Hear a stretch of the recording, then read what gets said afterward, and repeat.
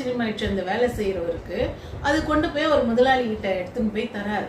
ஐயா இங்க பாருங்க, நீங்க வாங்கின்னு வந்த ஒட்டகத்தினுடைய சேனத்துல இந்த மூட்டை இருந்தது அப்படின்னு சொல்லிட்டு சொல்றாரு. அப்படி இப்படி குடு குடு பார்க்கலாம் என்னது அப்படின்னு சொல்லிட்டு அவர் வாங்கி பாக்குறாரு. எல்லாமே விலை உயர்ந்த நவரத்தின கற்களா இருக்கு.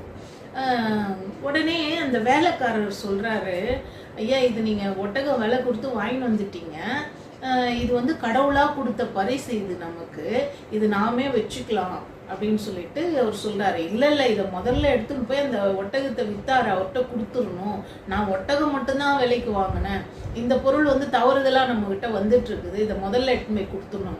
ஐயா கொஞ்சம் பொறுங்க, இது யாருக்கு தெரிய போகுது, நீங்க எங்கேயோ ரொம்ப தொலை தூரத்துல இருந்து வாங்கிட்டு வந்தீங்க, அவர் ஒன்றும் உங்களை தேடி வரப்போறது இல்லை, அதனால வந்து இதை நாமே வச்சுக்கலாம், நீங்க நிறைய எடுத்துக்குங்க, எனக்கு கொஞ்சமா கொடுங்க, ஓரளவுக்காவது நம்ம நல்ல வசதியா வாழ முடியும் இல்லையா அப்படின்ற மாதிரி அந்த வேலைக்காரர் வந்து ரொம்ப